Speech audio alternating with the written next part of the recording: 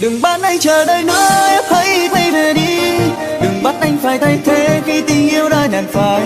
Đừng bắt đôi mình xa nhau khi anh vẫn còn yêu em. Đừng để anh khóc trong nỗi đau không bờ bến. Để có được một hạnh phúc quá khó như vậy sao? Phải mất bao giọt nước mắt để kéo